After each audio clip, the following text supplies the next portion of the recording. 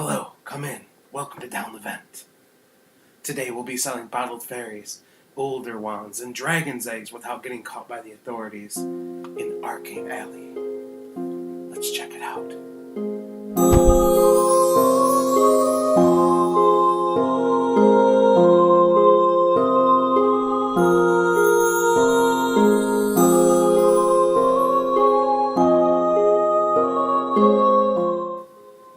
Okay, let's go ahead and take a look at how to play Arcane Alley.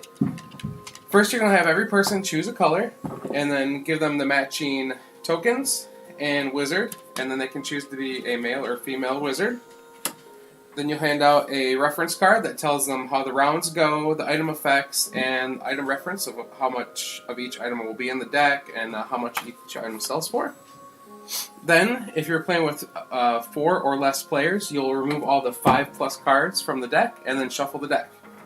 Then you'll deal 9 face-down cards to each player, and they will not get to look at them. They'll arrange them in a 3x3 pattern like this, and that'll become their warehouse. Then you will deal 2 more cards to each player, and this becomes their stash. They can actually look at these cards. This is like the items they're keeping in their hand, and they're trying to get rid of. So, after that, you'll put the rest of the cards here, and you'll reveal 1 card to begin the discard pile. And then make sure you have the skull tokens. Each player will put one of their tokens on the 0 spot on Infamy, and on the 25 spot for gold. So, you start with 25 gold. Your goal to win the game is to get to 100 gold after the inspection phase. Arcane Alley is played in 4 phases: stock, sell, inspection, and bribe. And the goal of the game, again, is to get to 100 coins after the inspection phase. So, in the first phase, stock, you will only deal out cards to each player to form their storehouse and their stash, and then they will reveal 2 cards in their storehouse of their choice. So I'm going to flip over this one, the Magic Boomerang, and I'll flip over this one, the Sovereign Sword. Then, the next phase is sell. This is where a majority of the game takes place.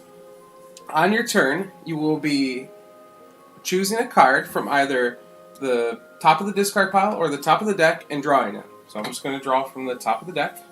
You'll add it to your stash, and you'll have the choice to either discard one of the cards from your stash to the discard pile, or replace one of the items in your storehouse. So, if you decide to replace an item in your storehouse, what you'll do is say, I want to replace this item, just for example. You'll set it aside. You will then play the card from your hand that you want to play, and then if it has a blue hand icon on it, which this card does, the crystal ball, you will do that effect. So the crystal ball says, gain 1 infamy, so I have to move my marker up 1, and then peek at any 1 hidden item in my storehouse. So I guess I'll look at this one, and see that it is a 3-headed coin, and then I'll go ahead and put it back down like that, and now I have a little bit more information about what's going on there. Your goal in this phase is to line items up in either 3 in a column, 3 in a row, or 3 in a diagonal to sell them. They have to be the same exact item in each spot, and then if you ever have that occur, you will then sell the set for how much gold it says on this bottom left-hand side of the card, right there. So the crystal ball would sell for 9 gold if I had 3 of them in a row. Once I've done that, I will flip up the card that was here, and it was a bottled fairy, and then if it has a reveal effect, which is the white circle with the 2 arrows going around it, you will read that and see if it takes place. So this says, if you revealed this item, or if you replace this item while revealed, lose 2 infamy. Well, I replaced it, but it wasn't revealed before I replaced it, so it just simply goes to the discard pile. Then it'll move on to the next player's turn. That's it for your turn. There are 4 different types of effects that can be on the different cards throughout the deck. The first one is just special. It is a red circle with a black star in it, and that one will always take place. It'll say, like, play this during your turn, or play this on another player's turn, something like that. It'll tell you when you can use it. The next one is the blue circle with the hand. That takes effect when it is played to your storehouse. The next one is a yellow circle with the cards. That effect would take place when you sell a set of those cards. And the last one is the white circle with the arrows, and that takes effect if it's revealed.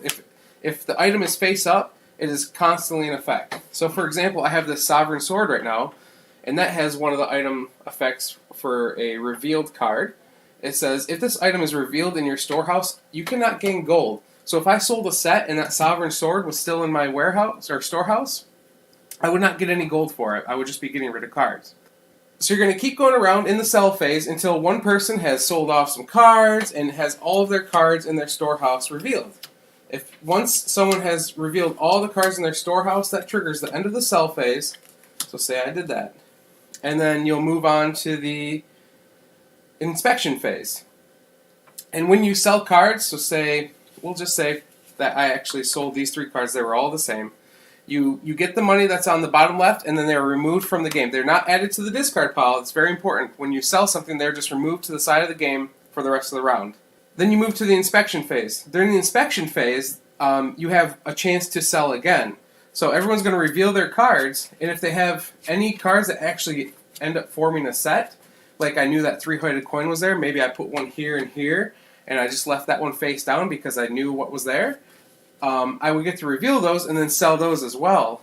The only caveat there is that if you sell during the inspection phase, you don't get to take the yellow icon action if there was one. So for example, this Bubbling Cauldron says, when you sell, you choose. You can either lose 3 infamy or a player of your choice gains 3 infamy.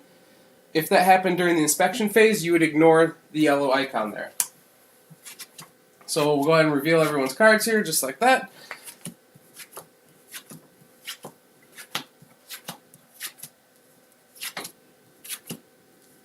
Alright, this person over here actually had 3 older ones lined up in the row like that, so they would get to sell those. And they would get 3 money for that, so that is the white player gets 3 money, so they go up to 28. And then they get to choose how their cards slide back together, so we'll just slide them like that.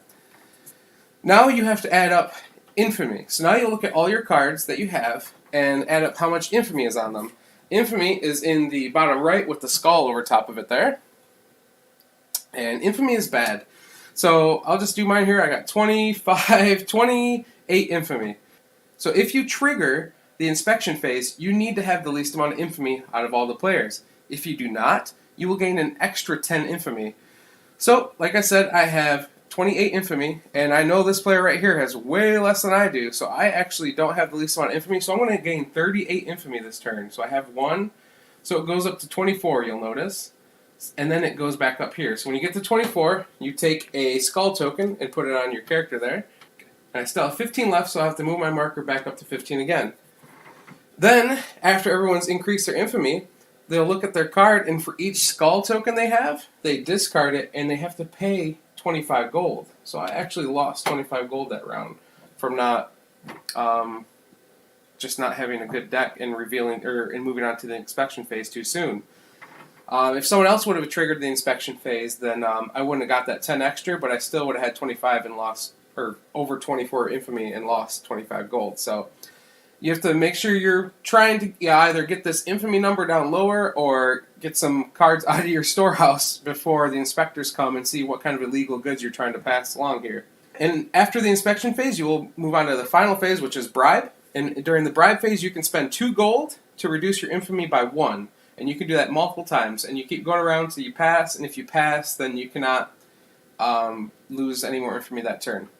Once everyone has finished bribing the inspectors and reducing their infamy, that's the end of the round. You'll go ahead and take all the cards, including the ones that sold this round, put them back in a pile, shuffle everything back up together, deal 9 more cards out to everyone to reform a storehouse, and then 2 more cards to everyone again to form a new stash, and then start the next round. You're going to keep going around and around until you get to the end of the inspection phase and someone has over 100 gold. But yeah, so that's it for Arcane Alley. Let's go ahead and head up and see what I think of the game. Okay, so what did I think of Arcane Alley?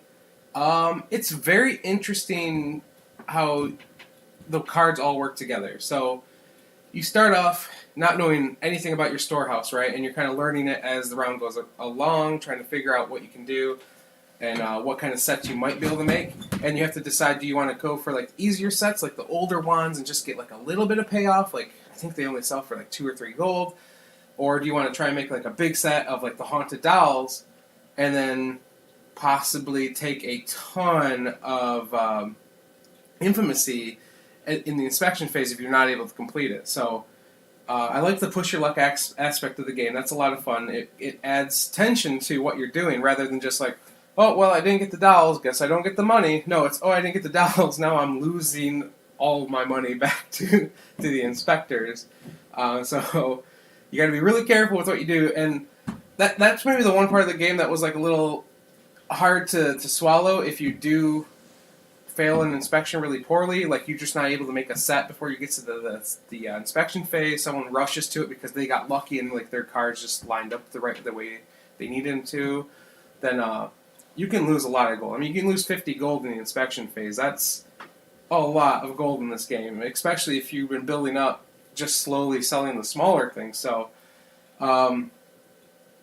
we really enjoyed it when we played it. It was a lot of fun. Learning all the cards is great, and learning different like combos you can do, especially with those magic boomerangs. Oh man, they just come back and just take out another card, and you can reveal a lot of your storehouse in one round if you're not careful. If you hit a magic boomerang and then you flip up another magic boomerang, well, I mean, you're going to want to try and line it up so you can sell them, right? So you might hit another card and you can, yeah. So deciding how you're going to enter the inspection phase, if you're going to try to rush towards it or if you're just going to try and hold off as long as you can, it's very interesting. A lot of different options in this game. So it is on Kickstarter right now as well. So I'll put a link to that in the description below if you want to check out even more about the game. I recommend you do, because I had a lot of fun with this and I'm excited to play it again. So I recommend you check out Arcane Alley.